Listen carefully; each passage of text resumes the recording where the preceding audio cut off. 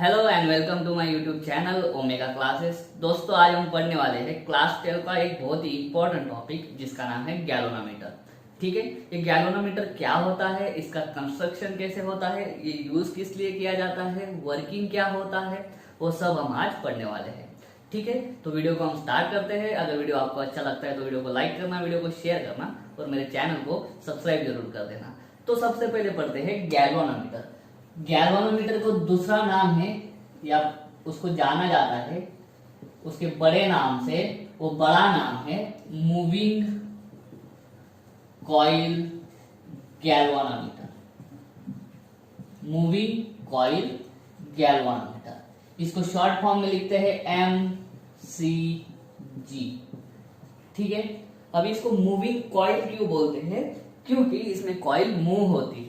इसमें कॉइल क्या होती है? मूव। अभी उस कॉइल का मोशन कौन सा है वो बाद में देखेंगे, लेकिन इसमें कॉइल मूव होती है, इसके लिए इसको बोलते हैं मूविंग कॉइल गैल्वेनोमीटर। ठीक है, तो अभी हम ये डिवाइस पढ़ रहे हैं, तो कोई भी डिवाइस क्यों पढ़ते हैं, उसका कुछ ना कुछ यूज होगा। तो ये डिवाइस क्यों यूज किया जाता है? तो ये MCG क्या है? It is a device. It is a device use किया जाता है।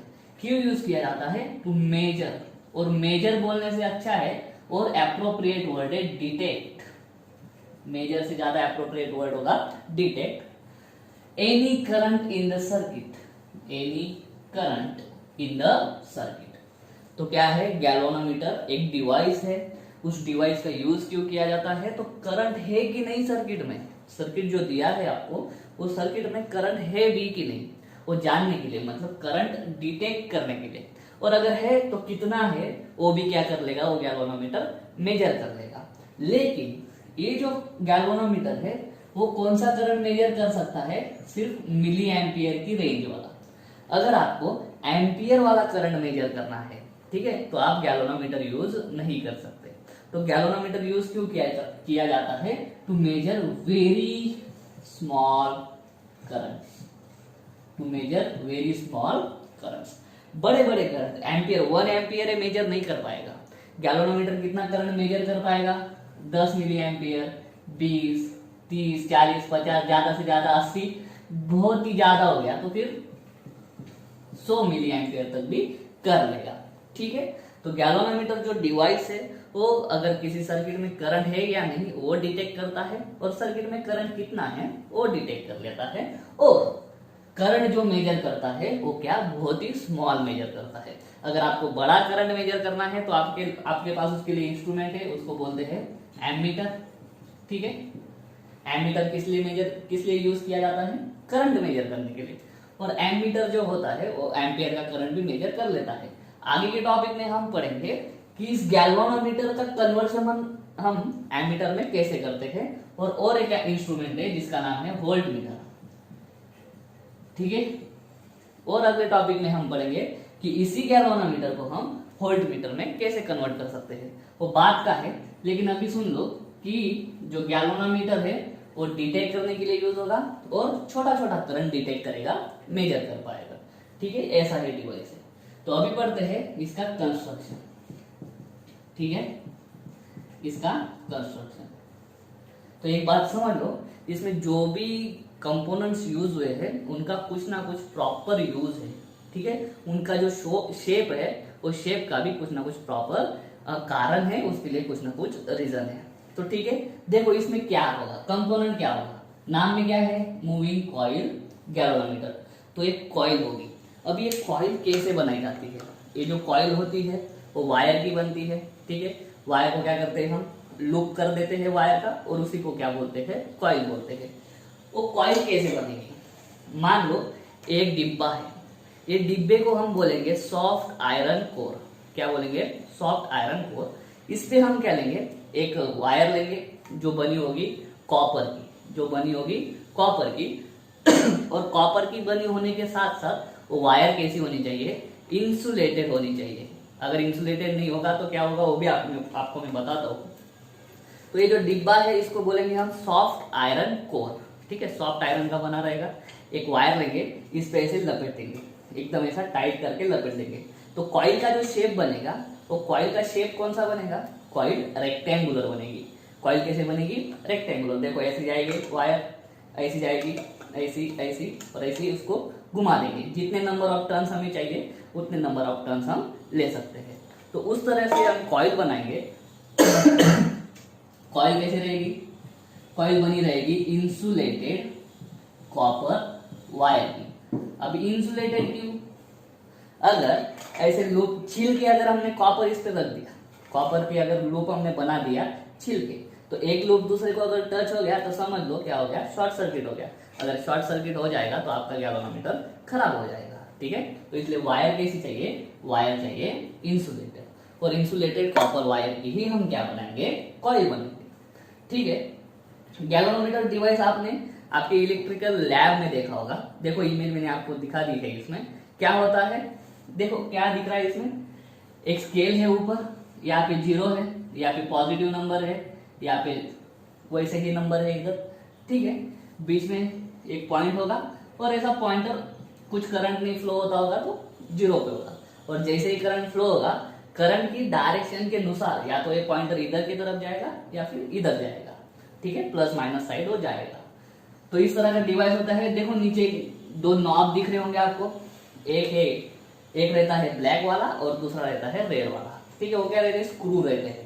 उसको लूज कर दो, 2 वायर उसमें फिट कर दो सर्किट की, तो वो जो ये जो मूविंग कॉइल गैल्वेनोमीटर है वो आपके सर्किट में आ जाएगा।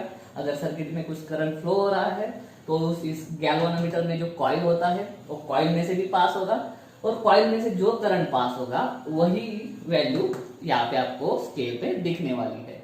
ठीक है, ये तो हो गई कहानी, लेकिन कैसे होगा तो उसके लिए कंस्ट्रक्शन सीख रहे हैं हम। क्या है? एक कॉइल बनेगी इंसुलेटेड कॉपर वायर की। चलो फिर वो कॉइल बन गई, ये बन गई हमारी कॉइल। ठीक है, इस कॉइल को हम क्या करेंगे?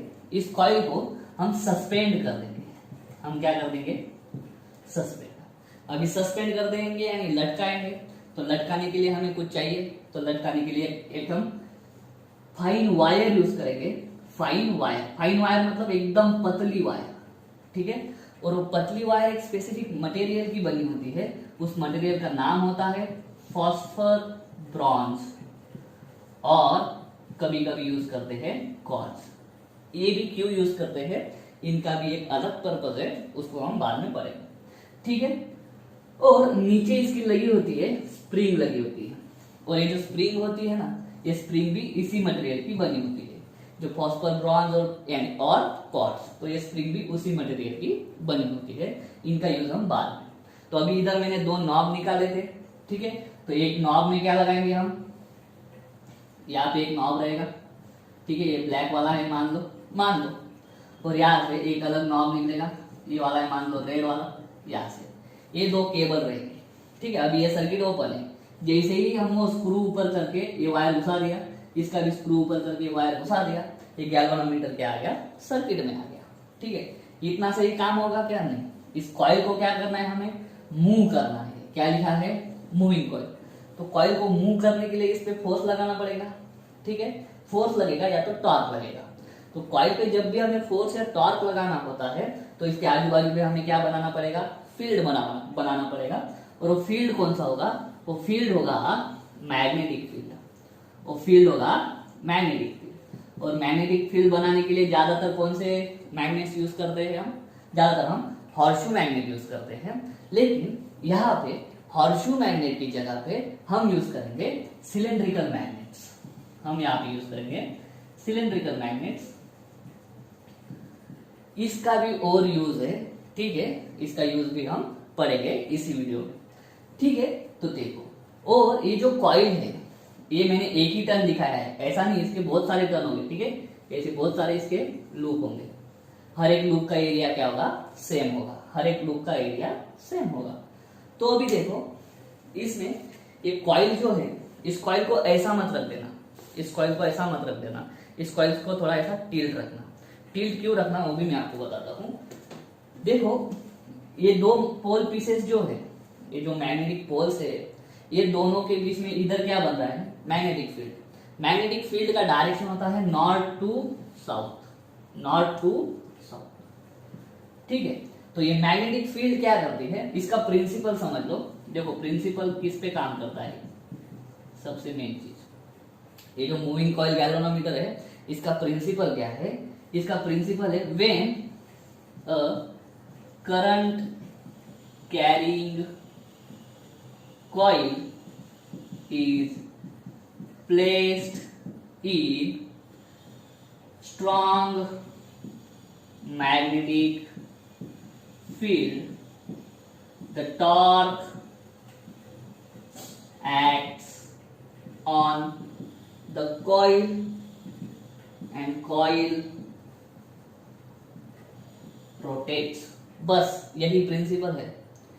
अगर कोई कॉइल, ठीक है, जिसमें से क्या पास हो रहा हो, जिसमें से करंट पास हो रहा हो, अगर ऐसी कॉइल हमने किसी स्ट्रॉन्ग मैग्नेटिक फील्ड में रख दी, हमने इस कॉइल को क्या किया, ये दो जो स्ट्रॉन्ग मैग्नेटिक पोल्स है इन्होंने क्या बनाया, मैग्नेटिक फील्ड बनाया। इस मैग्नेटिक फील्ड में हमने इस कॉइल को ले आए और जैसे ही ये सर्किट कनेक्ट हो जाएगा इस कॉइल में से करंट आने लग जाएगा। जैसे ही इस कॉइल में करंट आने लग जाएगा तो प्रिंसिपल क्या है मैग्नेटिक फील्ड का, क्या बोलता है, द मैग्नेटिक फोल्ड, जो मैग्नेटिक फील्ड, ये जो यहाँ पे मैग्नेटिक फील्ड बन रही है वो मैग्नेटिक फील्ड क्या करती है, इस कॉइल पे टॉर्क लगाती है। कॉइल पे क्या लगाती है, टॉर्क। और टॉर्क कौन सा इफेक्ट प्रोड्यूस करता है ऑब्जेक्ट में, टॉर्क प्रोड्यूसेस रोटेशनल इफेक्ट। तो ये कॉइल क्या होने लग जाएगी, कॉइल रोटेट होने लग जाएगी। ठीक है, और क्या करते हैं, अभी आपका स्केल बताया था मैंने आपको, तो ऊपर ऐसा स्केल होता है, इस कॉइल के ऊपर एक हम पॉइंटर लगा देते हैं। ठीक है, तो ये पॉइंटर जैसे जैसे कॉइल घूमेगी ये पॉइंटर भी घूमने लग जाएगा, और जैसे जैसे पॉइंटर घूमेगा ये पॉइंटर इधर इधर होते जाएगा। यहाँ पे रीडिंग्स लिखी रहेंगी, ठीक है, ये 0, ये 10, ये 20, तो पॉइंटर जहां तक गया इधर गया 20 तक, तो समझ लेना कितना एम्पियर करंट हो गया, 20 मिली एम्पियर करंट हो गया। ठीक है, तो प्रिंसिपल क्या है, अगर कोई current carrying coil magnetic field में हम रखते हैं तो उस कॉइल पे मैग्नेटिक फील्ड क्या लगाती है, मैग्नेटिक फील्ड टॉर्क लगाती है। वो कितना लगाती है वो भी हम देखेंगे। ठीक है, लेकिन क्वेश्चन है कि कॉइल टिल्ट क्यों रखना, कॉइल को टिल्ट क्यों रखना।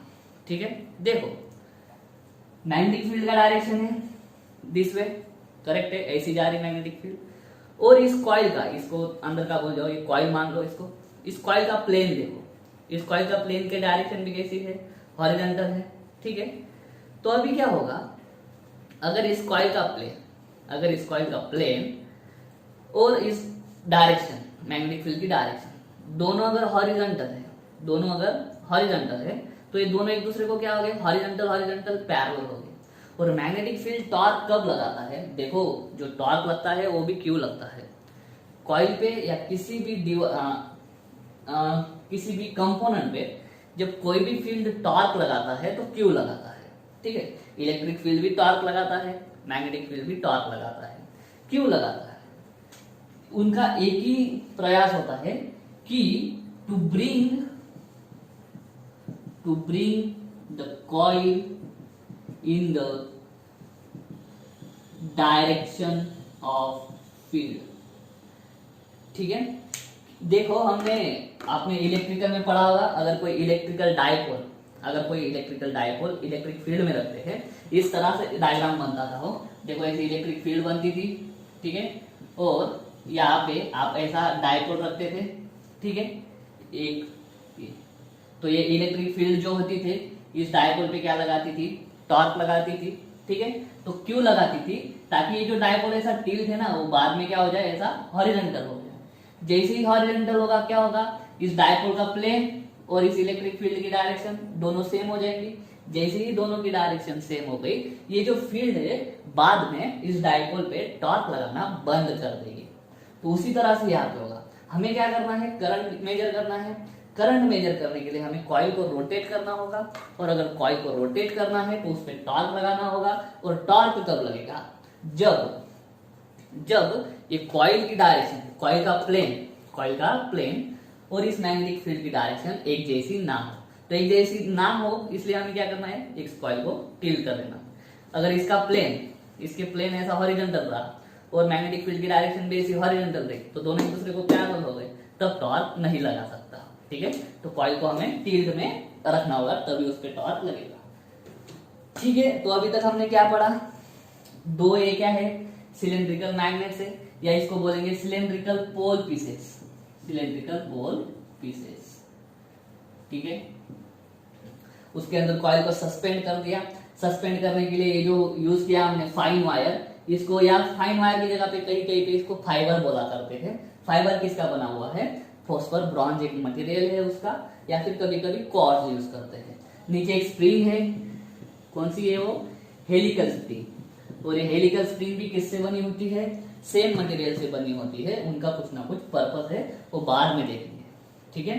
तो देखो हमने अभी क्या किया है, एक कॉइल को इसमें रख दिया है, मैग्नेटिक फील्ड में रख दिया है, सस्पेंड कर दिया है, और बाद में इसको हम क्या कर देंगे? कनेक्ट कर देंगे, ठीक है। ये हो गया आपका कंस्ट्रक्शन, ये हो गया आपका कंस्ट्रक्शन। अभी इसका वर्किंग जो है, वर्किंग को आप शांति से समझ लो। मैं यहाँ पे उसका वर्किंग लिखता हूँ, छोटी सी कहानी है और उसको बाद में हम डिटेल में पढ़ेंगे। छोटी सी कहानी को बाद में हम डिटेल में पढ़ेंगे। देखो क्या होगा, जैसे ही कॉइल को मैग्नेटिक फील्ड में रखेंगे, मैग्नेटिक फील्ड में रखेंगे, उस कॉइल पे क्या लगने लग जाएगा? टॉर्क लगने लग जाएगा। जैसे ही टॉर्क लगेगा कॉइल रोटेट होने लग जाएगी। कॉइल जैसे ही रोटेट होने लग जाएगी, उसके ऊपर जो पॉइंटर माउंट किया है हमने, वो पॉइंटर भी क्या होने लग जाएगा? घूमने लग जाएगा। पॉइंटर घूमा तो जो स्केल है, स्केल पे पॉइंटर घूमने लग जाएगा, जिसपे 10, 20, 0 वगैरह लिखे हैं, उस स्केल पे वो पॉइंटर घूमने लग जाएगा। उस स्केल पे पॉइंटर घूमेगा और जहां पे रुकेगा वही क्या होगी? हमारी करंट की रीडिंग हो जाएगी। वही क्या हो जाएगी? हमारी करंट की रीडिंग। तो देखो क्या करेंगे, कॉइल है उसको मैग्नेटिक फील्ड में रखेंगे और इस कॉइल को हम क्या इनपुट देंगे? कॉइल को हम इनपुट देंगे करंट। उस कॉइल में से क्या पास करेंगे? करंट। ये जो दो नॉब मैंने बताए थे, ठीक है, वो जैसे ही ज्वाइन कर देंगे उस गैल्वेनोमीटर में से करंट पास होने लग जाएगा। हमने इनपुट क्या दिया इस गैल्वेनोमीटर को? करंट, ठीक है। गैल्वेनोमीटर ने हमें आउटपुट क्या दिया? रीडिंग। किस पे रीडिंग? वो स्केल पे रीडिंग, ठीक है। तो गैल्वेनोमीटर क्या है? डिवाइस है, और डिवाइस का काम क्या होता है? उसको कुछ तो इनपुट दो, वो कुछ ना कुछ प्रोसेसिंग करके आउटपुट देगा, ठीक है। कंप्यूटर के बारे में पढ़ते हैं हम, इनपुट डिवाइस होता है कीबोर्ड, माउस वगैरह, और आउटपुट डिवाइस होता है क्या बोलते हैं उसको? मॉनिटर होता है, ठीक है। और जो प्रोसेस होती है, जो कहानी होती है, जो कहानी इंप्लीमेंट होती है, वो किसमें होता है? सीपीयू में होता है, ठीक है। कंप्यूटर का बात करें तो वैसे ही इसमें जो भी कहानी होगी वो कहाँ पे होगी? दो पोल पीसेस के बीच में जो कुछ भी होगा वो होगा उसका सीपीयू मान लेंगे, ठीक है। तो इसको हमने इनपुट क्या दिया? मूविंग कॉइल गैल्वेनोमीटर को करंट दिया। उसने हमें करंट कितना है, करंट कितना है वो रीडिंग के जरिए बता दिया, ठीक है। चलो अभी हम इसका करते हैं वर्किंग। अभी हम इसका करते हैं वर्किंग। देखो कुछ कुछ बातें मैंने अभी तक आपको बताई नहीं है, ठीक है। ये सॉफ्ट आयरन कोर का अभी तक मैंने बताया नहीं है, ठीक है। मैंने सिर्फ इतना बताया कि सॉफ्ट आयरन कोर पे कॉइल घुमा देंगे और रख देंगे, ठीक है। सॉफ्ट आयरन कोर भी हम बाद में रखने वाले हैं। क्यों? सिलेंड्रिकल पोल पीसेस क्यों, उसका भी रीजन मैं आपको एंड में बताऊंगा, ठीक है। चलो अभी वर्किंग। अभी क्या करना है हमें? वर्किंग। वर्किंग क्या? When current passes through the coil. इसको ही हम अभी एलैबोरेट कर लेंगे, ठीक है। When the current passes through the coil, उस कॉइल पे क्या लगेगा? टॉर्क लगेगा। उस कॉइल पे क्या लगा? टॉर्क लगा। किसने लगाया? मैग्नेटिक फील्ड ने लगाया। किसने लगाया? मैग्नेटिक फील्ड ने। तो torque applied on coil, torque applied on coil किसने लगाया? फील्ड ने। Torque applied on coil by field, वो कितना? वो होगा, डायरेक्ट फॉर्मूला दिया है आपको, N I A B sine theta. N I A B sine theta. N क्या होता है? आपने क्या किया है? सॉफ्ट आयरन कोर पे इसको लपेटा है, एक बार, दो बार, 3 बार, ठीक है। एन मतलब क्या? Number of turns. एन मतलब क्या? Number of turns. कॉइल में नंबर ऑफ टर्न्स कितने हैं? तो एन हो गया नंबर ऑफ टर्न्स, ठीक है। आई हो गया करंट, ए हो गया area of coil, area of coil. ये जो रेक्टेंगुलर कॉइल है उस रेक्टेंगुलर कॉइल का क्या बनेगा? एरिया, और रेक्टेंगुलर एरिया निकालना पड़ेगा। बी क्या होता है? बी होता है मैग्नेटिक फील्ड का स्ट्रेंथ, मैग्नेटिक फील्ड का स्ट्रेंथ, या फिर उसको बोलते हैं हम मैग्नेटिक इंडक्शन। थीटा क्या है? थीटा क्या है? तो अभी ठीक से समझना, ठीक है। थीटा होता है एंगल, किसके किसके बीच का, तो थीटा होता है एंगल, एक है जो डायरेक्शन है किसकी, मैग्नेटिक फील्ड की, ठीक है, और दूसरा क्या है, the theta is the angle between, first is the direction of magnetic field and second is area vector, second is area vector. Area vector किसका, ये जो कॉइल है, ठीक है, इस कॉइल का जो एरिया है, area is a vector quantity, ठीक है। तो इस एरिया वेक्टर, इसका एरिया वेक्टर कैसे बनेगा, मान लो कॉइल ऐसी है, ठीक है, इस तरह से एक्स वाई प्लेन में है कॉइल, तो इसका जो एरिया वेक्टर रहेगा ना वो हमेशा क्या होगा, जेड प्लेन में रहेगा, ठीक है। तो एरिया वेक्टर हमेशा प्लेन को परपेंडिकुलर होता है। अगर प्लेन ऐसा है, मान लो ये एक्स एक्सिस है, ये वाई एक्सिस है, तो इन दोनों को परपेंडिकुलर ये जेड एक्सिस है, तो जेड एक्सिस में क्या होगा, आपका एरिया वेक्टर होगा, ठीक है। या तो फिर ऐसा हो सकता है या फिर ऐसा हो सकता है, वो सिचुएशन पे डिपेंड है, ठीक है। लेकिन इतना समझ लो, अगर कॉइल का लूप ऐसा है, प्लेन ऐसा है, तो उसको परपेंडिकुलर एरिया वेक्टर रहेगा। अगर ऐसा है कॉइल का प्लेन, तो उसको परपेंडिकुलर ऐसा रहेगा या ऐसा रहेगा, कौन, एरिया वेक्टर, ठीक है। कॉइल ऐसा है, टिल्ट है, तो इसको परपेंडिकुलर ऐसा, कॉइल ऐसा है तो ऐसा, ठीक है। जैसे जैसे कॉइल आपकी रोटेट होती जाएगी, पहले ऐसी है कॉइल, मान लो ये एरिया वेक्टर, कॉइल रोटेट हो गई, ए एरिया वेक्टर, कॉइल रोटेट हो गई, ए एरिया वेक्टर, ठीक है। जैसे जैसे आपकी कॉइल रोटेट होती जाएगी, आपकी देखो फिर से डायग्राम, ये पोल पीसेस है, इसमें आपका कॉइल है, ये डायरेक्शन है आपकी। जैसे जैसे कॉइल रोटेट होती जाएगी, एरिया वेक्टर भी बदलते जाएगा, लेकिन ये जो है north to south direction magnetic field का वही है, मैग्नेटिक फील्ड का direction north to south, horizontal इस दिशा में। लेकिन ये जो एरिया वेक्टर है वो बदल रहा है, मतलब क्या, धीरे धीरे ये थीटा बदलते जाएगा, धीरे धीरे थीटा बदलते जाएगा, तो साइन थीटा बदलेगा, साइन थीटा बदलेगा, तो ये पूरा टॉर्क हमेशा चेंज होते जाएगा। टॉर्क क्या होते जाएगा, चेंज होते जाएगा, ठीक है। बाद में इसको हमें साइन थीटा को कैंसिल भी करना है, क्यों करना है मैं आपको इसी वीडियो में बताऊंगा, लेकिन बाद में, ठीक है। तो देखो फिर क्या होता है, एन मतलब नंबर ऑफ टर्न्स, आई मतलब उसमें से जाने वाला करंट कॉइल में से, ए मतलब कॉइल का एरिया, बी मतलब मैग्नेटिक फील्ड की स्ट्रेंथ या फिर उसको बोलते हैं मैग्नेटिक इंडक्शन, और थीटा क्या है, theta is the angle between the direction of magnetic field and the area vector, ठीक है। चलो ये हो गया। और दूसरा आपका क्लास 11 जो है उसमें आपने एक बात पढ़ी है, वो है मैग्नेटिक मोमेंट, मैग्नेटिक मोमेंट। इसी को चलो मैं इधर ऐसा लिखता हूं, टॉर्क अप्लाई, ये क्या है, N I A B sine theta. ये जो इतना पार्ट है ना, number of turns into current into area of coil, number of turns of the coil, current through the coil into area of the coil. ये जो है इसके लिए अलग टर्म है, वो है एम, ठीक है। एम क्या होता है, एम होता है मैग्नेटिक मूवमेंट। ये कहां से है, ये आपका 11th में है, ठीक है। तो एम जो होता है वो होता है मैग्नेटिक मूवमेंट। तो इस फॉर्मूले को ठीक से देखो, वो अगर नहीं समझा तो इसको देखो, ठीक है, वो भी तो लगेगा ही, लेकिन इसको देखो। दो वेक्टर है, ये जो मैग्नेटिक मूवमेंट है ये वेक्टर क्वांटिटी होती है, मैग्नेटिक इंडक्शन भी वेक्टर क्वांटिटी होती है। तो ये साइन थीटा क्या आ जाएगा, साइन थीटा मतलब क्या, ये वाला एक वेक्टर और ये वाला दूसरा वेक्टर, उन दोनों के बीच का एंगल कितना, थीटा, ठीक है। तो अभी इधर कॉइल थी आपकी, ये आपकी कॉइल थी, ये मैग्नेट्स थे, ठीक है, ये नॉर्थ पोल, ये south pole, this is the direction, ठीक है। तो बी की डायरेक्शन तो मालूम है क्या है, इस तरह से है, बी की डायरेक्शन क्या है, उधर है, हॉरिजॉन्टल है, ठीक है। एम की डायरेक्शन हमेशा चेंज होगी, एम की डायरेक्शन हमेशा क्यों चेंज होगी, इस पे टॉर्क लगा, टॉर्क लगेगा तो रोटेट होगा। अब ये मैग्नेटिक मूवमेंट का डायरेक्शन क्या होता है, मैग्नेटिक मूवमेंट का डायरेक्शन वही होता है जो डायरेक्शन एरिया वेक्टर का होता है, ठीक है। और मैग्नेटिक मूवमेंट का डायरेक्शन के लिए आप राइट हैंड रूल भी यूज कर सकते हो। मान लो ये कॉइल है, ठीक है, इसमें से ऐसा करंट पास हो रहा है, ऐसा करंट पास हो रहा है मतलब एंटी क्लॉकवाइज, ठीक है।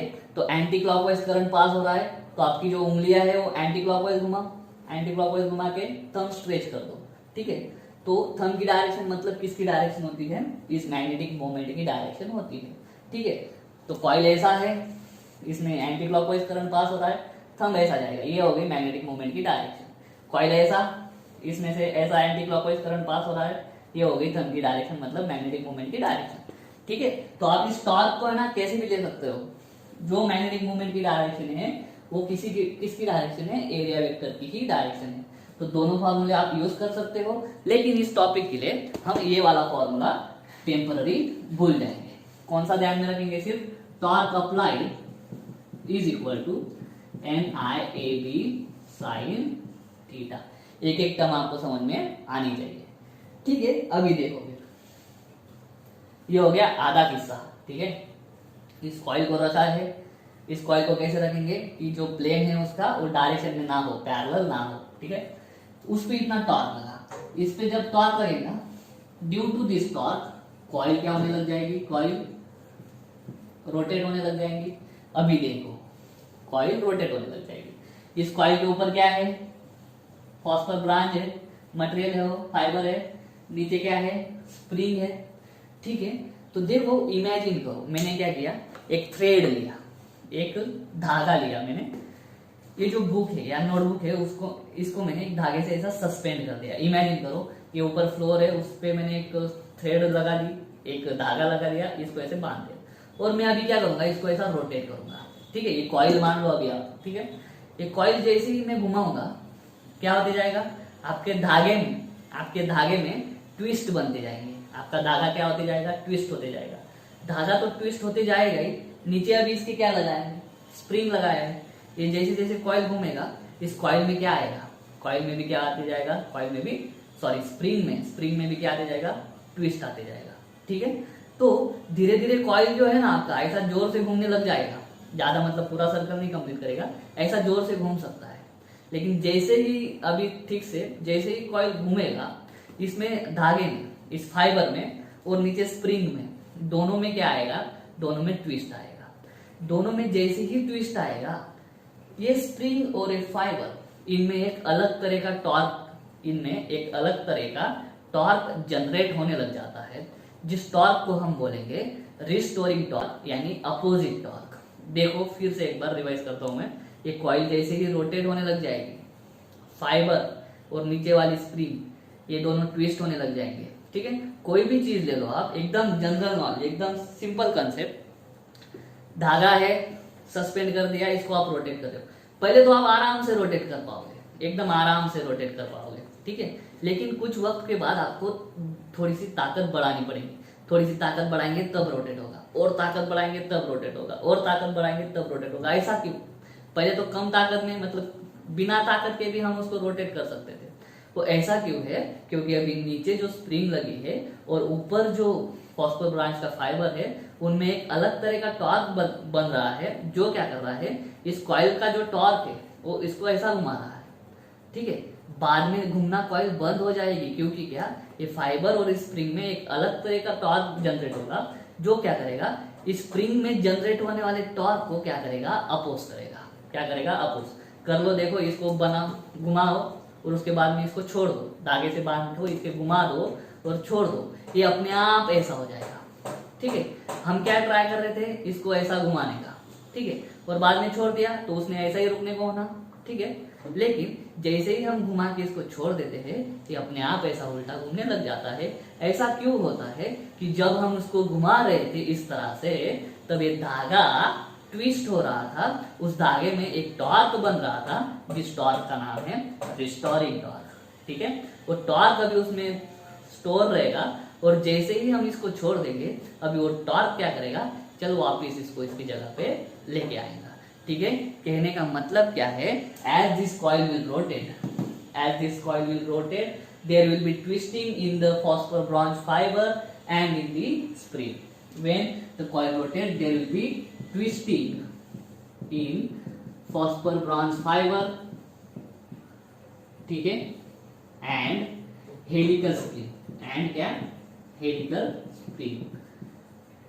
ठीक है, और बाद में क्या होगा, टॉर्क, कौन सा टॉर्क, अपोजिंग टॉर्क, कौन सा torque, opposing torque, and opposing torque will produce in the spring. एक अपोज करने वाला एक टॉर्क प्रोड्यूस होगा किसके अंदर, स्प्रिंग के अंदर, which will call it restoring torque. कौन सा टॉर्क बोलेंगे हम उसको? Restoring torque. जो क्या करेगा? अपोजिंग टॉर्क, मतलब which will oppose rotation of coil, which will oppose rotation of coil.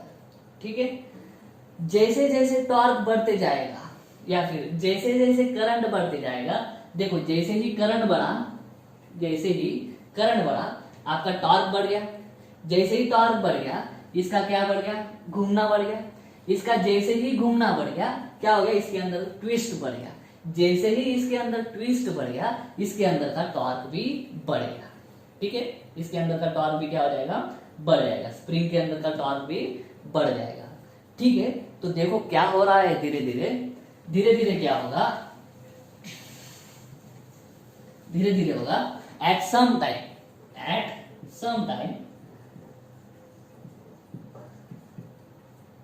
The restoring torque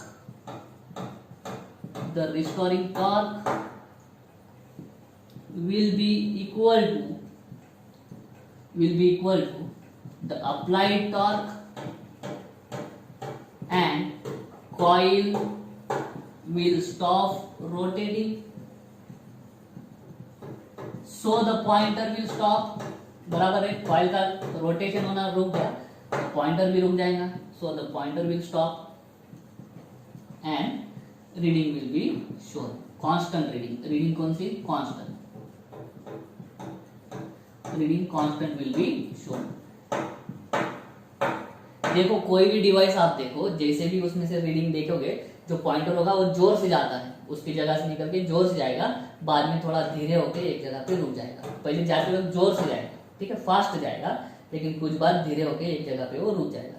ऐसा होता है कि पहले अप्लाइड टॉर्क बहुत ज्यादा होता है, अप्लाइड टॉर्क ज्यादा होने लग गया तो इसमें भी टॉर्क डेवलप होते जाएगा। इसमें अभी इतना टॉर्क डेवलप हो जाएगा बाद में कि अप्लाइड टॉर्क के इक्वल वो वाला टॉर्क हो जाएगा। फिर वो पॉइंटर को ऐसा आगे नहीं जाने देगा। पॉइंटर मान लो ऐसा है 0 पे है, ठीक है, ये 0 होता है, यहाँ पे निगेटिव होता है, यहाँ पे पॉजिटिव। निगेटिव पॉजिटिव ऐसा कुछ नहीं है, करंट के डायरेक्शन पे होता है, ठीक है। तो यहाँ पे पॉइंटर है 0 पे, अगर करंट बढ़ा दिया तो ये फास्ट में ऐसा जाएगा, फास्ट में जाएगा, बाद में यहाँ से स्लो होके यहाँ पे ऐसा रुक जाएगा, ठीक है। ऐसा क्यों? क्योंकि यहाँ पे टॉर्क बिल्डअप होने में टाइम लगता है, ठीक है। तो देखो अभी हमने अप्लाइड टॉर्क तो पढ़ लिया, अभी रेस्टोरिंग टॉर्क कैसे निकालेंगे? तो रेस्टोरिंग टॉर्क निकालने के लिए हमारे पास एक कंसेप्ट है जिसको बोलते हैं टॉर्जनल स्ट्रेन, जिसको बोला करते हैं टॉर्जनल स्ट्रेन, या फिर और एक कंसेप्ट है ट्विस्ट कांस्टेंट, ठीक है। इसको 1 मिनट में समझ लेते हैं। टॉर्जनल स्ट्रेन या फिर ट्विस्ट कांस्टेंट क्या होता है? मान लो, ठीक है, 1 मिनट,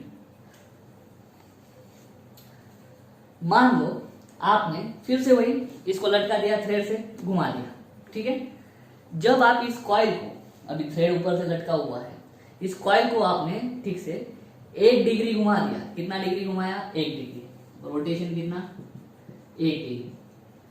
तो इस कॉइल को 1 डिग्री घुमाने के बाद इस स्ट्रिंग में, इस धागे में जितना टॉर्क बनेगा उतना टॉर्क को हम क्या बोलते हैं? उतना टॉर्क को हम बोलते हैं टॉर्जनल कांस्टेंट या फिर ट्विस्ट कांस्टेंट, ठीक है। फिर से एक बार, ट्विस्ट कांस्टेंट या फिर टॉर्जनल कांस्टेंट क्या होता है कि ये होता है टॉर्क। ये क्या होता है? टॉर्क। जो किस में बनेगा? वो इस केस में इस स्प्रिंग में बनेगा, और इस केस में जो धागे में बनेगा, ठीक है। जितना टॉर्क बनेगा किसमें? इस धागे में या फिर इस स्प्रिंग में। कब बनेगा? जब हम इसको, जो सस्पेंड किया हुआ मटेरियल है, उसको कितने डिग्री से घुमा देंगे? 1 डिग्री से घुमा देंगे। तो वो जो स्प्रिंग है इस केस में और इस केस में जो स्ट्रिंग है, इसमें जो टॉर्क बनेगा 1 डिग्री के लिए, उसको हम बोल देते हैं ट्विस्ट कांस्टेंट, ठीक है। अगर 2 डिग्री घुमाया तो कितना बन जाएगा? दुगना। अगर 3 डिग्री घुमाया, सेल्सियस नहीं, सॉरी गलती से हो रहा, 3 डिग्री घुमाया तो कितना आ जाएगा? 3C। अगर मैंने 5 डिग्री घुमा दिया तो कितना हो जाएगा? टॉर्क कितना हो जाएगा? 5C, ठीक है। तो ऐसा मान लेते हैं कि इस कॉइल पे टॉर्क लगा, और ये जो कॉइल है वो कॉइल कितना डिग्री घूम गई? वो कॉइल घूम गई 5 डिग्री, कितना डिग्री घूम गई, 5 डिग्री। तो कॉइल 5 डिग्री घूमने के बाद इसमें कितना टॉर्क प्रोड्यूस हो गया, इसमें टॉर्क प्रोड्यूस हो गया 5 into C, where C is कौन सा कांस्टेंट, ट्विस्ट कांस्टेंट या फिर टॉर्शनल स्ट्रेंथ। ठीक है, तो पॉइंटर रुकना कब बंद होगा, पॉइंटर का चलना कब बंद होगा, जब दोनों टॉर्क क्या हो जाएंगे, इक्वल हो जाएंगे। पहले क्या होगा, पॉइंटर ऐसे जोर से निकलेगा, बाद में स्लो होते होते एक जगह पे रुक गया। ठीक है, वो जहां पे रुका उस टाइम पे क्या हो जाएगा, उस टाइम पे ये जितना कॉइल पे अप्लाइड टॉर्क है और जो इसमें बन रहा है रिस्टोरिंग टॉर्क, वो दोनों क्या रहेंगे, इक्वल रहेंगे। इसलिए ये जो रिस्टोरिंग टॉर्क है अभी इस कॉइल को और रोटेट होने नहीं देगा, कॉइल का रोटेशन उधर ही रुक जाएगा। ठीक है, और वही हमारी रीडिंग हो जाएगी। तो ठीक है, तो फिर जब रीडिंग हमें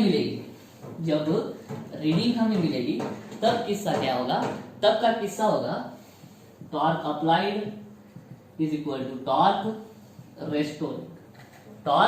रेस्टोरिंग, वापस लाने के लिए जो ट्राई होता है। अप्लाइड टॉर्क कितना है, NIAB sine theta, restoring torque कितना है, 5 डिग्री घुमा तो कितना है 5C, तो यहाँ पे लिख दो 5C। ठीक है, हमें क्या निकालना है, हमें निकालना है करंट, हमें क्या मेजर करना है, करंट मेजर करना है। तो I इज इक्वल टू, बाकी को उधर भेज दो सारे को, 5C upon NAB sine theta, और ठीक से इसको लिखता हूं I इज इक्वल टू, ठीक है, C अपॉन NAB, एक ब्रैकेट में लिखता हूं, और 5 अपॉन साइन थीटा। ठीक है, ये ब्रैकेट वाली क्वांटिटीज देखो, C मतलब क्या, ट्विस्ट कांस्टेंट, नाम में ही कांस्टेंट है, तो ये C क्या है, twist constant, N number of turns. एक बार की अगर हमने कॉइल बना ली, उसको सस्पेंड कर दी, उसके बाद में उसके टर्न हम कम ज्यादा कर नहीं सकते, तो नंबर ऑफ टर्न्स भी क्या रहेंगे, कांस्टेंट। जितना कॉइल का जैसा शेप रहेगा वो शेप भी हम चेंज नहीं कर सकते हैं। ठीक है, तो उसका एरिया भी क्या रहेगा, कांस्टेंट। और एक बार के ये पोल लग गए, ये जितनी बनाएंगे, जो पोल की स्ट्रेंथ होगी उस स्ट्रेंथ के हिसाब से क्या बनेगी, मैग्नेटिक फील्ड बनेगी। और पोल अगर हम चेंज नहीं करते हैं तो मैग्नेटिक फील्ड भी कांस्टेंट रहेगी। तो मतलब क्या, ये ब्रैकेट में मैंने जितनी भी टर्म्स लिखी है सारी टर्म्स कांस्टेंट है, सारी टर्म कांस्टेंट है। और इक्वल टू और कांस्टेंट जब रहता है तो हम क्या करते हैं, इक्वल टू और कांस्टेंट की जगह पे प्रोपोर्शनलिटी साइन डाल देते हैं और आ जाएगा 5 अपॉन साइन थीटा। ठीक है, अभी I मतलब जो करंट हमें मेजर करना है, फाई मतलब क्या, जितना, फाई मतलब होता है डिफ्लेक्शन। किसका डिफ्लेक्शन, कॉइल का डिफ्लेक्शन। कॉइल कितने डिग्री से रोटेट हुई, मतलब कॉइल कितनी डिग्री से डिफ्लेक्ट हुई, कितने डिग्री से डिफ्लेक्ट हुई। अगर करंट ज्यादा देंगे हम तो डिफ्लेक्शन भी क्या होना चाहिए, ज्यादा होना चाहिए। अगर कॉइल ज्यादा रोटेट हुई तो ये पॉइंटर ज्यादा दूर जाएगा। ठीक है, तो हमारी सीधी सीधी बात क्या है, हमारे सीधे सीधे समझ में क्या है कि हमको सिर्फ इतना ही मालूम है कि अगर ज्यादा करंट हो तो क्या होना चाहिए, ज्यादा फाई होना चाहिए। ये किधर से आ गया, हमें क्या चाहिए, हमें ये चाहिए I directly proportional to phi चाहिए। अगर करंट ज्यादा हो तो सीधा सीधा हमें क्या ज्यादा मिलना चाहिए, डिफ्लेक्शन ज्यादा मिलना चाहिए। ये साइन थीटा का क्या रोल है, साइन थीटा क्यों आ गया बीच में, ये साइन थीटा ये बिन बुलाए मेहमान है। साइन थीटा क्या है, बिन बुलाए मेहमान जैसा है। इसको हमें हटाना है, इसको हमें क्या करना है, हटाना है। जरूरत है नहीं उसका, उल्टा वो कंफ्यूज कर रहा है हमें। दो एंगल पे हमें डिपेंड होना पड़ रहा है। ठीक है, हमको सीधा चाहिए करंट ज्यादा डिफ्लेक्शन ज्यादा, साइन थीटा हमें नहीं चाहिए। तो साइन थीटा को हटाने के लिए ही हमें क्या यूज करने पड़ रहे हैं, साइन थीटा से इतने से क्वांटिटी को हटाने के लिए हमें सीधे सीधे जो ऐसे पोल पीसेस होते हैं नॉर्मल, इनकी जगह पे हमें कौन से पोल पीसेस यूज करने पड़ रहे हैं, इनकी जगह पे हमें सिलेंड्रिकल पोल पीसेस यूज करने पड़ रहे हैं। और एक मटेरियल है, ये जो ये सॉफ्ट आयरन कोर जो है, इसका भी हमें यूज करना पड़ रहा है। किसके लिए, सिर्फ इस साइन थीटा को हटाने के लिए। ठीक है, तो अभी ये पोल पीसेस, सॉरी ये सिलेंड्रिकल पोल पीसेस और ये सॉफ्ट आयरन कोर दोनों मिलके हमको क्या देंगे, साइन थीटा हटाएंगे। ठीक है, साइन थीटा हटाएंगे, लेकिन कैसे हटाएंगे, साइन थीटा हटेगा जब एक चीज बनेगी, जब यहाँ पे इस इतने पोर्शन में एक चीज बनेगी, वो चीज का नाम है, उस थिंग का नाम है उस थिंग का नाम है रेडियल मैग्नेटिक फील्ड। उस फील्ड का नाम है radial magnetic field, radial magnetic field. ठीक है, तो चलिए अभी रेडियल मैग्नेटिक फील्ड कैसे बनेगी। ठीक है, इसके लिए दो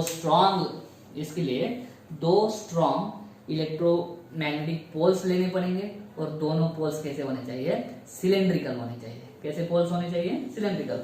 हॉर्शू बिरशू नहीं, हॉर्शू नहीं चलेगा। ठीक है, हॉर्शू भी स्ट्रॉन्ग मैग्नेटिक फील्ड प्रोवाइड करता है, लेकिन फिर उसमें भी हमें बोरिंग देखो बना सकते हैं। मान लो ये आपका कोई मैग्नेट है, मान लो ये आपका कोई मैग्नेट है, इसमें हमने क्या किया, ऐसा बोरिंग कर दिया, ऐसा इतना जो होल है, इतना बड़ा होल करके इतना पोर्शन हमने निकाल दिया, तो क्या हो जाएगा, आप यहाँ से इतना पोर्शन से इधर का भी देख जाओ, मतलब इतना हॉलो हो जाएगा। इस हॉलो पोर्शन में आप क्या करोगे, ये कोर फिक्स कर दोगे, एक कोर ऐसे अंदर जाने दोगे। ठीक है, और इसको मैं अगर ऐसे ऊपर से देखूंगा तो मुझे क्या दिखेगा, ये सिलेंड्रिकल पोल दिखेगा, यहाँ से ऐसा सिलेंड्रिकल पोल दिखेगा, और ऐसा कोर गया हुआ मुझे दिखेगा। ठीक है, तो सिलेंड्रिकल पोल पीसेस यूज करेंगे। टॉप व्यू में आपको बताता हूँ इसका। देखो ये मैग्नेट था, देखो ये मैग्नेट है, इसका मैंने ऐसा बोरिंग कर दिया और उतना पार्ट मैंने निकाल दिया, और यहाँ से दो टुकड़े कर दिए, अलग अलग हो गए। तो दो टुकड़े अलग अलग हो गए, कैसे दिखेंगे हमें, ऐसे ऐसे।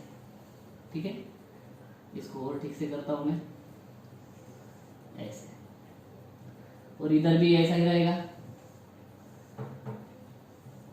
ठीक है, ड्राइंग थोड़ा एडजस्ट हो जाओ, ये नॉर्थ पोल, ये साउथ पोल हो गया। इसको काटने के बाद मैं ऐसा ऊपर से देख रहा हूँ। ठीक है, और ये जो यहाँ पे होल बन रहा है, ये कट यहाँ पे जो होल बन रहा है, इसके अंदर मैंने क्या कर दिया, ये सॉफ्ट आयरन कोर को रख दिया, और इसको ऊपर से देखूंगा। उसको ऊपर से देखूंगा तो मेरे को नीचे का पार्ट नहीं दिखेगा, सिर्फ ऊपर का सर्कल दिखेगा। तो मैं ऊपर से देखूंगा तो ऐसा सर्कल। ठीक है, ये बन गया सर्कल। एक्चुअली क्या होता है, ये जो सॉफ्ट आयरन कोर है, ठीक है, और ये जो है, इन दोनों के बीच में जितना ज्यादा स्पेस मैंने दिखाया है उतना ज्यादा स्पेस नहीं होता है। ये जो कोर होता है ना, इसको सटा के, एकदम से सटा के, बहुत कम गैप रहने देते हैं, लेकिन आपको समझना चाहिए, इसके लिए थोड़ा गैप मैंने ज्यादा दिखाया है, एक्चुअल में वैसा होता नहीं है, सटा के रखते हैं।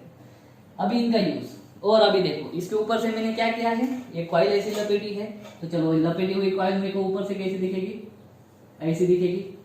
करेक्ट है, ऊपर से मेरे को सिर्फ इतना ही पोर्शन दिख रहा है, नीचे का तो कुछ दिखेगा नहीं। करेक्ट है, ओके। अभी इनका यूज देखो, रेडियल मैग्नेटिक फील्ड कैसे बनाते हैं, सिलेंड्रिकल पोल पीसेस, ठीक है, यूज करके, और दूसरा क्या यूज करके, सॉफ्ट आयरन कोर यूज करके। ठीक है, अभी सॉफ्ट आयरन कोर क्यों यूज करते हैं उसका समझ लो आप। It is a very strong ferromagnetic material, ferromagnetic material. अभी फेरोमैग्नेटिक मटेरियल क्या होता है, फेरोमैग्नेटिक मटेरियल होता है ऐसा मटेरियल जो क्या करे, अपनी तरफ मैग्नेटिक फील्ड लाइंस को अट्रैक्ट करे, मैग्नेटिक फील्ड लाइंस को अट्रैक्ट करे। जो मैग्नेटिक फील्ड लाइंस ऐसी जा रही थी नॉर्थ टू साउथ, अब ये सॉफ्ट आयरन कोर क्या करेगा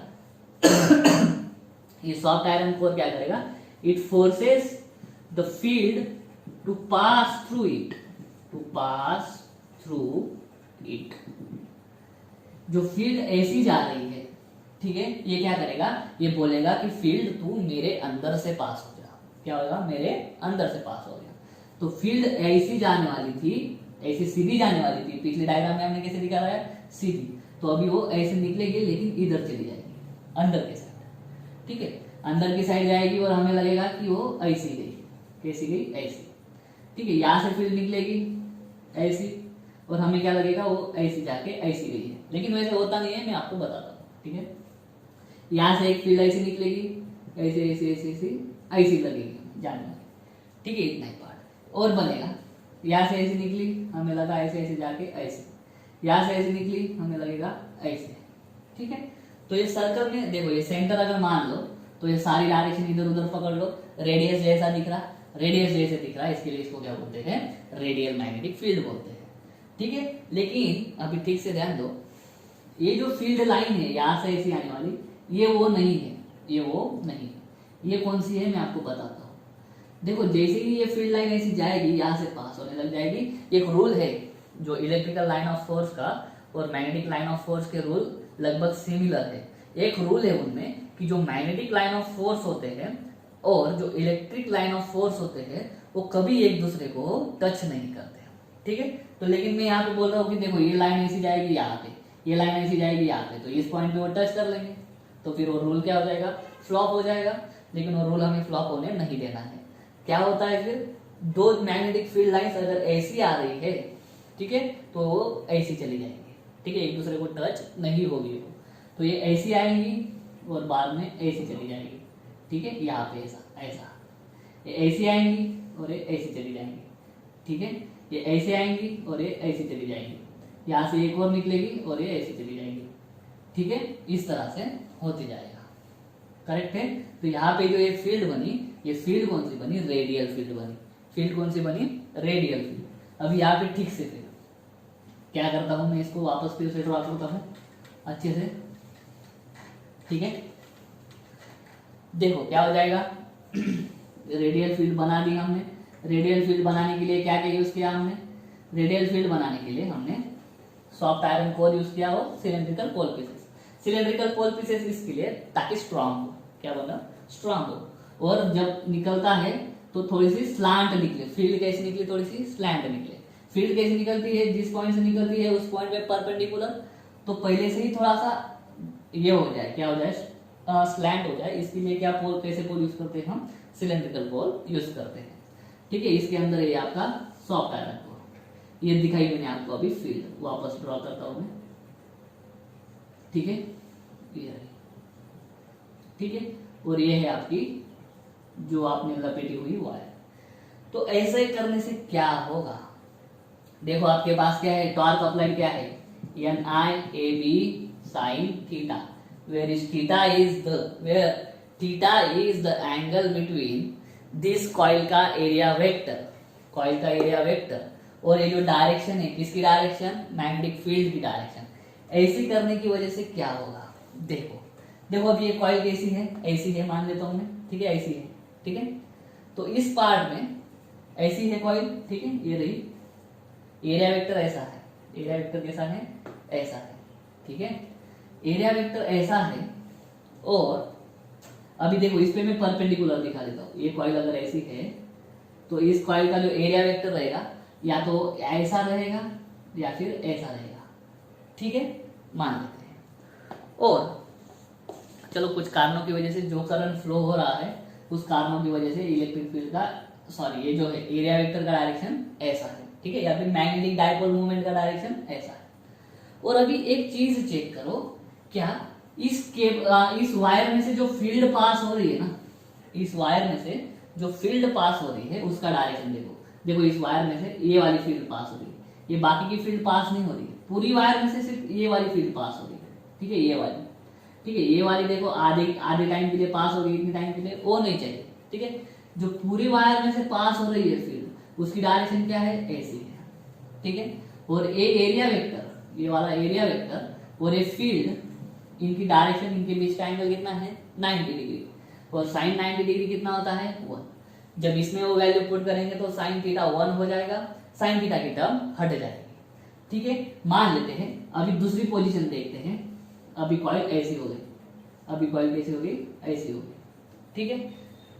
इस कॉइल का एरिया वेक्टर कैसा होगा, ऐसा होगा, ठीक है। और अभी देखो ये पास पास है बहुत, इसमें से जाने वाली ये मैग्नेटिक फील्ड है ऐसा, ठीक है। तो इसमें से जाने वाली ये मैग्नेटिक फील्ड और ये एरिया वेक्टर, इन दोनों के बीच का एंगल कितना, 90 डिग्री। वापस साइन 90 कितना हो जाएगा, 1। तो इसका मतलब क्या है कि आपकी ये जो कॉइल है, कॉइल की पोजीशन कैसी भी हो, यहाँ पे कौन सी मैग्नेटिक फील्ड बनी है, रेडियल मैग्नेटिक फील्ड। तो रेडियल मैग्नेटिक फील्ड बनने की वजह से क्या हो जाएगा, what ever may be the position, what ever may be the position of coil, the angle between area vector and field, कौन सी, magnetic field, will always be 90 degree, sine 91 होगा, ठीक है। तो साइन थीटा की टर्म हट जाएगी, sine theta की टर्म हट जाएगी। तो अभी टॉर्क अप्लाइड क्या बन जाएगा, देयरफॉर टॉर्क अप्लाइड बन जाएगा NIAB। टॉर्क अप्लाइड अभी क्या बन जाएगा NIAB, क्योंकि कॉइल की पोजीशन कुछ भी हो, थीटा 90 मिलेगा रेडियल फील्ड होने की वजह से, और साइन थीटा 1 हो जाएगा तो वो हट जाएगा, ठीक है। और रिस्टोरिंग टॉर्क क्या है, टॉर्क रिस्टोरिंग क्या है C फाई। तो अभी इनको इक्वेट कर दो, NIAB is equal to C phi. तो I क्या हो जाएगा C फाई अपॉन NAB, ये इतना कांस्टेंट, तो यहां से मिल गया हमें I is directly proportional to phi. जितना ज्यादा करंट उतना ज्यादा डिफ्लेक्शन, सिंपल। अभी साइन थीटा वगैरह का टर्म आएगा नहीं, तो बस उतना सा ही, ये साइन थीटा हटाने के लिए ही हमें कौन सी फील्ड बनानी पड़ी, हमें रेडियल मैग्नेटिक फील्ड बनानी पड़ी। सॉफ्ट आयरन कोर एक और चीज करता है, it increases the strength of field, strength और बढ़ा देता है, ठीक है। जैसे ही मैग्नेटिक फील्ड लाइंस एक दूसरे के अंदर मतलब करीब करीब आने लग जाती है, जब मैग्नेटिक फील्ड लाइंस एक दूसरे से दूर होती है तो मैग्नेटिक फील्ड वीक होती है, ये हमने रूल्स में पढ़ा है, मैग्नेटिक फील्ड लाइंस के रूल्स में। ये क्या करता है, अपनी तरफ, ये फेरोमैग्नेटिक मटेरियल है, अपनी तरफ अट्रैक्ट करता है हर एक मैग्नेटिक लाइन को। अट्रैक्ट होगी तो ये मैग्नेटिक लाइंस पास पास में आएगी, पास पास में आएगी तो स्ट्रेंथ क्या हो जाएगी, फील्ड की बढ़ जाएगी, ठीक है। अगर फील्ड बढ़ गई तो क्या होगा, टॉर्क बढ़ जाएगा, टॉर्क बढ़ जाएगा तो ज्यादा रोटेट होगा, ज्यादा रोटेट होगा तो ज्यादा अच्छे से हमें रीडिंग मिलेगी, ज्यादा अच्छे से हमें क्या मिलेगी, रीडिंग मिलेगी, ठीक है। तो हमें जो चाहिए था, जितना ज्यादा करंट उतना ज्यादा डिफ्लेक्शन, इतना ही हमको चाहिए था। हमें कॉइल के पोजीशन और इस फील्ड के बीच का एंगल का फिर झंझट नहीं रहेगा। तो बस यही था हमारा मूविंग कॉइल गैल्वेनोमीटर, और ये इस तरह से काम करता है, ठीक है दोस्तों। तो आपको समझ में आ गया होगा कि ये कौन से प्रिंसिपल पे काम करता है, इसका कंस्ट्रक्शन कैसे होता है, उसके बाद में ये वर्क कैसे करता है, बाद में साइन थीटा का टर्म कैसे हटता है, रेडियल फील्ड क्या होती है, ठीक है, टॉर्जनल कांस्टेंट क्या होता है, ट्विस्ट कांस्टेंट क्या होता है, ये सारी चीजें आपको समझ में आ गई होगी। तो ये है हमारा मूविंग कॉइल गैल्वेनोमीटर। अभी इसके छोटे से टॉपिक पढ़ते हैं, एक है करंट सेंसिटिविटी और दूसरा है वोल्टेज सेंसिटिविटी, ठीक है। तो चलिए दोस्तों अभी पढ़ते हैं सेंसिटिविटी। गैल्वेनोमीटर की दो तरह की सेंसिटिविटीज हम कैलकुलेट करते हैं, एक है करंट सेंसिटिविटी, ठीक है, और दूसरा है voltage sensitivity. Second is voltage sensitivity, ठीक है, वोल्टेज सेंसिटिविटी, ठीक है। जल्दी जल्दी पढ़ते हैं इसको। सेंसिटिव, हाईली सेंसिटिव कैसे बता सकते हैं हम, मान लो दो कोई स्टूडेंट्स है, ठीक है, दो स्टूडेंट्स को मैंने सेम वे में डांट दिया, ठीक है। एक स्टूडेंट है जिसपे कोई असर नहीं पड़ेगा, लेकिन दूसरा स्टूडेंट है मानो रोने लग गया, तो मैं क्या बोलूंगा, जो रोने वाला स्टूडेंट है वो क्या है, बहुत ही ज्यादा सेंसिटिव है। समझ में आ रहा है आपको, मतलब एक स्टूडेंट पे कोई असर नहीं हुआ और दूसरा स्टूडेंट डायरेक्ट रोने लग गया, ठीक है। तो पहला स्टूडेंट है बिल्कुल इनसेंसिटिव है, उसमें कुछ सेंसिटिविटी है ही नहीं, उसमें अकल है ही नहीं। लेकिन दूसरा जो रोने लग गया उसमें क्या है, वो बहुत ज्यादा सेंसिटिव है, मतलब वो बहुत जल्दी वो इमोशनल हो जाता है। तो उसी तरह का थोड़ा सा नॉलेज लगाओ। दो गैल्वेनोमीटर है, गैल्वेनोमीटर 1 और गैल्वेनोमीटर 2, ठीक है। दोनों को मैंने कुछ करंट दिया, दोनों को मैंने कुछ करंट दे दिया, सेम करंट दिया, ठीक है। कुछ तो x मिली एम्पियर मैंने करंट दे दिया दोनों में। इसका जो डिफ्लेक्शन है वो कम हुआ और इसका जो डिफ्लेक्शन है वो ज्यादा हुआ। करंट दोनों गैल्वेनोमीटर में सेम है, लेकिन एक गैल्वेनोमीटर में डिफ्लेक्शन कम है, दूसरे गैल्वेनोमीटर में डिफ्लेक्शन ज्यादा है। तो इन दोनों में से जिसका डिफ्लेक्शन ज्यादा वो क्या हुआ, ज्यादा सेंसिटिव गैल्वेनोमीटर हुआ, ठीक है। थोड़ा सा करंट पे ज्यादा डिफ्लेक्शन हो गया, ठीक है। किसी को थोड़ा सा चाटा मार दो वो बहुत ही ज्यादा रोने लग जाएगा, मतलब क्या, मैंने क्या किया, थोड़ा सा ही चाटा मारा लेकिन ज्यादा बताने लग गया, बहुत ही ज्यादा उस पर असर हो गया। तो गैल्वेनोमीटर की करंट सेंसिटिविटी, गैल्वेनोमीटर सेंसिटिव कब होगा, गैल्वेनोमीटर सेंसिटिव तब होगा for less current when galvanometer shows large deflection. तब क्या बोलेंगे कि इस गैल्वेनोमीटर की करंट सेंसिटिविटी ज्यादा है। और वोल्टेज सेंसिटिविटी में क्या बताएंगे, for less voltage galvanometer shows large deflection. ठीक है, तो क्या बोलेंगे, उस गैल्वेनोमीटर की वोल्टेज सेंसिटिविटी ज्यादा है। ठीक है, इस तरह से। चलो गैल्वेनोमीटर की फिर करंट सेंसिटिविटी कैसे कैलकुलेट करेंगे, फॉर्मूला कैसे बनेगा, तो देखो हमारे पास है NiAb is equal to C∅ है। ठीक है, उस तरह से I कैसे निकालूंगा मैं, I is equal to C∅ upon NAB। ठीक है, तो देखो करंट सेंसिटिविटी का फार्मूला, इसमें कंफ्यूज हो जाते हैं, ऊपर क्या है नीचे क्या है। अब इसको ठीक से एक ही चीज ध्यान में रखना, सेंसिटिविटी कब ज्यादा होगी, जब डिफ्लेक्शन ज्यादा होगा, तो ज्यादा वाला ऊपर होना चाहिए, सेंसिटिविटी ज्यादा चाहिए तो डिफ्लेक्शन ज्यादा वाला ऊपर चाहिए। कब कम करंट होगा तब ज्यादा डिफ्लेक्शन अगर दिखा दिया तो क्या हो गया, फिर इस गैल्वेनोमीटर का करंट सेंसिटिविटी बढ़ गया। For less current large deflection large, sensitivity large, current come, sensitivity large. ठीक है, तो फाई अपॉन आई करे कि आई अपॉन फाई करे, उसमें कंफ्यूज मत होना, थोड़ा कॉमन सेंस यूज कर लेना।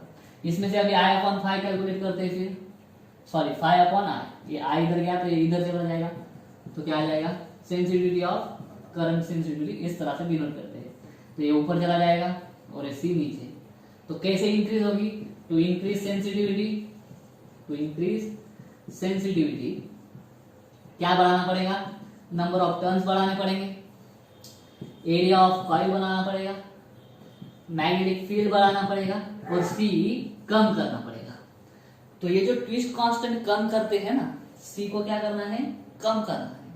तो सी कम करने के लिए जो फाइबर यूज करते हैं वो फाइबर कौन सा है, फॉस्फोरस, ब्रॉन्ज और कॉर्स। क्यों यूज करते हैं, क्योंकि उनका ट्विस्ट कांस्टेंट कम होता है, उनका ट्विस्ट कांस्टेंट क्या होता है, कम होता है, तो उसमें रेस्टोरिंग टॉर्क भी कम बनेगा। रेस्टोरिंग टॉर्क जब कम बनेगा तभी क्या है, वो पॉइंटर ज्यादा दूर तक जा सकेगा, तभी कॉइल ज्यादा दूर तक रोटेट हो सकेगी। ठीक है, तो उसके लिए ट्विस्ट कांस्टेंट कम होना चाहिए। अगर कॉइल रोटेट होते ही रेस्टोरिंग टॉर्क अगर इक्वल हो जाता है तो फिर वो डिफ्लेक्शन ज्यादा नहीं ले पाएगा, इसलिए ट्विस्ट कांस्टेंट क्या होना चाहिए, कम होना चाहिए। और ट्विस्ट कांस्टेंट कम किसका होता है, वो मटेरियल का, किसका, फॉस्फोरस ब्रॉन्ज का या फिर कॉर्स का। ठीक है, इसलिए वो स्प्रिंग और वो जो फाइन वायर है वो किसकी बनी होती है, इसकी, फॉस्फोरस ब्रॉन्ज की। लेकिन सेंसिटिविटी किसी एक पॉइंट के ऊपर हम बढ़ा नहीं सकते। क्यों नहीं बढ़ा सकते, अगर नंबर ऑफ टर्न्स बढ़ा दिए तो कॉइल हेवी हो जाएगी और बड़ी भी हो जाएगी। एरिया बढ़ाएंगे तो वापस वही कॉइल बड़ी हो जाएंगी। मैग्नेटिक फील्ड बढ़ानी है तो हमें जो पोल पीसेस है वो बड़े बड़े यूज करने पड़ेंगे।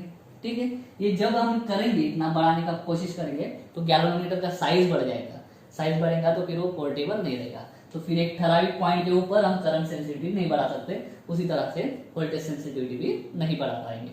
ठीक है, अभी यहाँ पे देखो V क्या होता है, वोल्टेज सेंसिटिविटी में हम V क्या होता है, I इंटू आर। ठीक है, I क्या है, ये इतना है, तो V इज इक्वल टू क्या आ जाएगा, C∅ upon NAB into R. जैसे करंट सेंसिटिविटी का डेफिनेशन है phi अपॉन I, वैसे ही वोल्टेज सेंसिटिविटी कैसे बनेगा, वोल्टेज सेंसिटिविटी बनेगा phi अपॉन V। ज्यादा डिफ्लेक्शन ज्यादा सेंसिटिव, कम वोल्टेज के लिए ज्यादा डिफ्लेक्शन। ठीक है, तो phi अपॉन V कैलकुलेट करो, इसको इधर लेके जाता हूं तो वोल्टेज सेंसिटिविटी कैसे लिखेंगे, NAB ऊपर, ठीक है, और CR नीचे।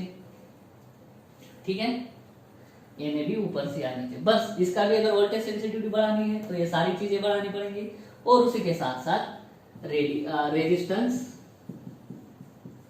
कम करना होगा, रेजिस्टेंस कम करना होगा। ये तो बाकी चीजें तो करेंगे ही, उसके साथ साथ रेजिस्टेंस को।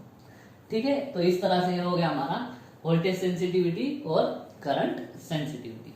ठीक है, एक लाइन है आपकी किताब में, आपकी मतलब NCERT की किताब में, कि ये है कि we can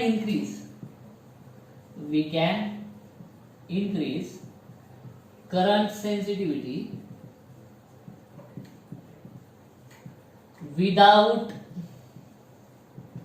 increasing voltage sensitivity. इसका मीनिंग क्या है हिंदी में, हम मूविंग कॉइल गैल्वेनोमीटर का करंट सेंसिटिविटी बढ़ा सकते हैं लेकिन इसका मतलब ये नहीं है कि हमने वोल्टेज सेंसिटिविटी भी बढ़ा दी है। ठीक है, करंट सेंसिटिविटी बढ़ाएंगे इसका मतलब ये नहीं कि आपकी वोल्टेज सेंसिटिविटी भी बढ़ गई। ऐसा क्यों होता है? देखो अभी हमने देखा कि फाई अपॉन आई क्या होता है, फाई अपॉन आई होता है NAB अपॉन सी। करंट सेंसिटिविटी बढ़ाने के लिए क्या करो, नंबर ऑफ टर्न्स बढ़ा दो, एरिया बढ़ा दो, फील्ड बढ़ा दो। वोल्टेज के लिए भी नंबर ऑफ टर्न्स बढ़ाएंगे, एरिया बढ़ाएंगे, फील्ड बढ़ाएंगे। ठीक है, ट्विस्ट कांस्टेंट कम कर दो। ओके, इतना किया। नंबर ऑफ टर्न्स और एरिया बढ़ाने के लिए, ठीक है, नंबर ऑफ टर्न्स बढ़ाने के लिए हमने क्या किया, नंबर ऑफ टर्न्स बढ़ाएंगे तो वायर की क्या बढ़ जाएगी, लेंथ बढ़ जाएगी। लेंथ इंक्रीज कब, जब तुम्हें क्या करना है, नंबर ऑफ टर्न्स बढ़ाना है तो लेंथ इंक्रीज हो जाएगा। जब लेंथ इंक्रीज हो जाएगा तो रेजिस्टेंस भी इंक्रीज हो जाएगा। रेजिस्टेंस भी आपका क्या हो जाएगा, इंक्रीज, क्योंकि आपने एरिया 1 में बढ़ाए रेजिस्टिविटी में। Resistance is directly proportional to length and inversely proportional to area. और इसको पढ़ते पढ़ते ही एक टर्म से की थी हमने रेजिस्टिविटी, लेकिन इतना ध्यान रखो बस, रेजिस्टेंस बढ़ेगा जब लेंथ बढ़ेगी। मतलब नंबर ऑफ टर्न्स बढ़ाने का जब तुम ट्राई करोगे तो आपका रेजिस्टेंस भी बढ़ेगा।